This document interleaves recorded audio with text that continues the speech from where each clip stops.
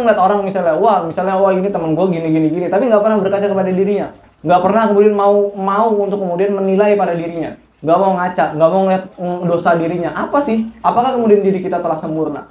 Apakah kemudian ada dosa yang kemudian masih kita lakukan? Apa kalau lu yakin amal kita itu kemudian semuanya itu diterima? Lu yakin tadi subuh antum itu kemudian udah sempurna, Allah kemudian terima? Maka inilah yang kemudian kita harus lakukan.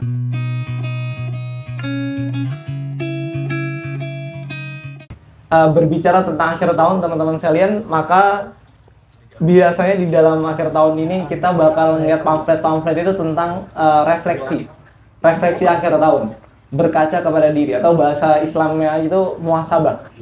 Nah, di dalam Islam teman-teman sekalian, seorang muslim itu senantiasa kemudian dituntut untuk kemudian mengintrospeksi daripada apa-apa yang telah lalu.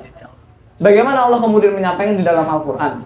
Allah menyampaikan, wal tanzur nafsum ma qaddamat lighad. Maka hendaklah seorang muslim itu kemudian melihat nafsun dirinya sendiri, ma qaddamat, apa-apa yang telah lampau. Kita sudah melalui dari Januari, Februari, Maret, April, Mei, Juni sampai kemudian Desember. Kita disuruh untuk kemudian menimbang-menimbang, untuk senantiasa kemudian melihat apa sih yang kemudian telah kita lampaui, apa amal-amal mana yang kemudian kita telah lakukan, dan dosa-dosa mana yang masih saja kemudian kita lakukan juga. Nah, itu adalah sesuatu yang kemudian perintah yang Allah berikan kepada kita untuk senantiasa kemudian mengintrospeksi. Jadi seorang muslim itu teman-teman senantiasa mengintrospeksi apa-apa yang kemudian ada pada dirinya. Dan ini dalam bahasa Islamnya dengan muhasabah. Jadi muhasabah itu artinya introspeksi. Kenapa kemudian kita penting introspeksi? Karena teman-teman sekalian, kalau kita senantiasa kemudian melihat keburukan hanya ada pada orang lain, tanpa kemudian melihat keburukan ada pada diri kita, maka niscaya teman-teman sekalian, antum akan senantiasa kemudian hatinya itu nggak bersih. Kalau antum melihat orang misalnya, wah ini teman gue gini, tapi nggak pernah berkaca kepada dirinya, nggak pernah kemudian mau untuk kemudian menilai pada dirinya, nggak mau ngaca, nggak mau ngeliat dosa dirinya. Apa sih? Apakah kemudian diri kita telah sempurna? Apa kemudian ada dosa yang kemudian masih kita lakukan? Apa kalau lu yakin amal kita itu kemudian semuanya itu diterima? Lu yakin tadi subuh antum itu kemudian udah sempurna, Allah kemudian terima? Maka inilah yang kemudian kita harus lakukan di penghujung tahun ini, Desember tanggal 30 malam minggu ini, untuk mengintrospeksi. Jadi kita bareng-bareng di sini, hadirnya kita semua di sini untuk sama-sama bermuhasabah diri. Makanya kenapa kalau antum sering ikut sholat Jumat gini? Ikut ya semuanya ya. Kalau sholat Jumat kan pernah dengar ya kalimat usikum wa nafsi. Jadi Pak Khotib itu mengatakan usikum, aku mewasiatkan kepada kalian wa nafsi, dan diri aku. Jadi saya ngomong di depan ini bukan buat teman-teman aja, tapi juga buat diri saya. Untuk untuk kemudian reminder buat diri sendiri. Apa yang saya sampaikan ini juga buat diri saya. Jadi bukan cuma buat kalian semua. Nah, maka teman-teman sekalian, berbicara tentang akhir tahun, maka kita tadi berbicara tentang introspeksi atau bermuhasabah. Dan di dalam di dalam hadis Nabi pernah menyampaikan kepada kita bahwasanya mangkana yaumuhu khairan min amsi. Kata Nabi gini, barang siapa orang-orang yang kemudian khairan min amsi, hari-harinya lebih baik daripada hari kemarin, fawarobihun, maka dia adalah orang-orang yang beruntung. Dilanjutkan oleh Nabi, wa mangkana yaumuhu misla amsi, dan barang siapa yang kemudian hari-harinya sama aja, nggak ada bedanya, kemarin gue begini, sekarang begini, nggak ada bedanya, fahuwa mahbunun, maka dia orang-orang yang termasuk orang-orang yang tertipu. Tapi Nabi juga ngelanjutin lagi nih, nggak sampai situ aja. Nabi ngomong apa? Nabi bilang gini, wa mangkana yaumuhu syarran min amsihi, lebih buruk daripada sebelumnya. Jadi hari-hari kita Desember ini ternyata lebih buruk daripada November, Oktober, dan sebelum-sebelumnya sampai Januari.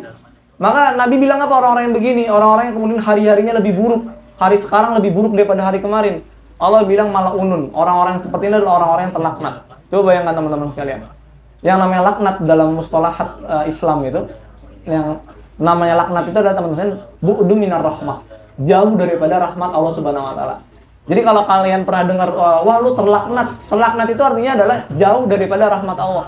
Antum nggak dikasih kemudian rahmat Allah. Nah, itu dinamakan dengan laknat. Nah, maka berbicara tentang akhir tahun, tugas kita adalah mengintrospeksi. Banyak dari kita yang kemudian kurang. Amal-amal ibadah kita itu belum tentu kemudian diterima.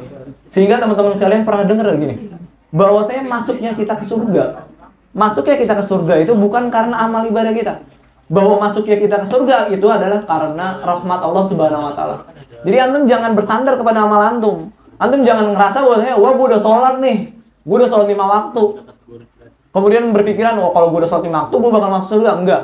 Bahwasanya amal ibadah kita itu bukan sebab kita masuk dalam surga. Tapi sebab kita masuk surga tidak lain dan tidak bukan adalah karena rahmat Allah Subhanahu wa taala. Kenapa begitu? Coba bayangin teman-teman sekalian. Kalau antum semua ini berpikiran bahwasanya andaikan Allah nanti ketika kita dibangkitkan di hari kiamat, kita meminta keadilan Allah, Allah membalas kita seadil-adilnya, maka teman-teman sekalian antum bakal bahaya sekali.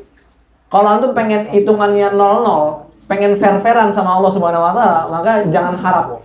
Kenapa? Karena amal ibadah kita belum tentu udah diterima. Dan dosa kita bisa jadi lebih banyak daripada pahala kita. Dan teman-teman, dan Allah bilangnya lah, warahmati wasiat kulla syai. Dan rahmat Allah itu meliputi segala sesuatu. Jadi masuknya kita kepada surga itu bukan karena amal. Jadi Allah itu nggak butuh amal antum. Yang dibutuhkan amal itu adalah kita sendiri. Jadi kita membutuhkan amal untuk apa? Untuk mendekatkan daripada rahmat Allah Subhanahu wa taala. Intinya adalah teman-teman sekalian, bahwa sholat kita, puasa kita, zakat kita, semuanya itu adalah untuk sebab daripada rahmat Allah dekat kepada kita. Dan dengan rahmat itulah kita kemudian masuk surga. Sehingga teman-teman sekalian, catat baik-baik bahwa yang memasukkan kita ke dalam surganya Allah tidak lain dan tidak bukan adalah rahmat atau kasih sayang Allah. Bukan karena amal ibadah kita. Karena surga itu, teman-teman sekalian, bukan sesuatu yang gampang. Harus ada kemudian hal-hal yang kemudian dilakukan. Makanya di dalam Al-Quran kan Allah nyebutkan, am hasibatum an tadkhulul jannah, kata Allah. Apakah lu GR? Allah ngomong gitu. Am hasibatum an tadkhulul jannah, apakah lu GR? Lu bakal masuk surga. Jannah itu surga artinya. An tadkhulul jannah. Dilanjutkan di dalam ayat itu Allah bilang apa? Walamma ya'tikum matsalul ladzina khalau min qablikum. Dan belum, kata Allah, belum menimpa kalian semua masalul ladzina khalau min qablikum, seperti orang-orang yang sebelum kita. Gimana orang-orang sebelum kita? Kata Allah, masat humul ba'sa iwad darra iwadzalzilu. Mereka itu kemudian ditimpakan baksa, darra iwadzalzilu, kesengsaraan, goncangan-goncangan. Jadi jangan pikir kita itu dibiarkan ketika ngomong asyhadu alla, jangan mikir kita kalau sudah masuk Islam bakal enak aja, enggak. Bahwa di dalam Islam itu kita akan menemukan kesukaran-kesukaran. Kita bakal kemudian menemukan kesulitan-kesulitan. Bukankah begitu? Bukan kemudian menjadi orang baik itu sesuatu yang sulit, betul apa enggak? Kira-kira jadi orang yang bener itu banyak cibirannya atau dikit?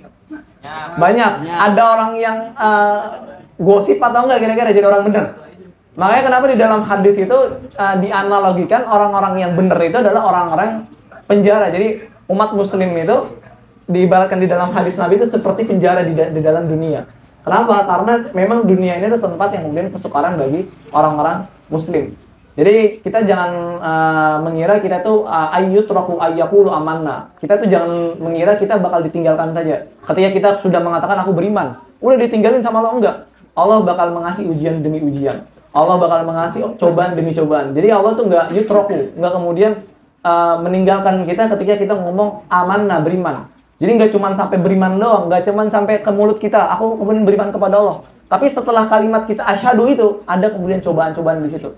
Jadi jangan pikir menjadi seorang muslim itu adalah sesuatu yang kemudian gampang-gampang banget, enggak. Apalagi kita hidup di zaman akhir tahun ini.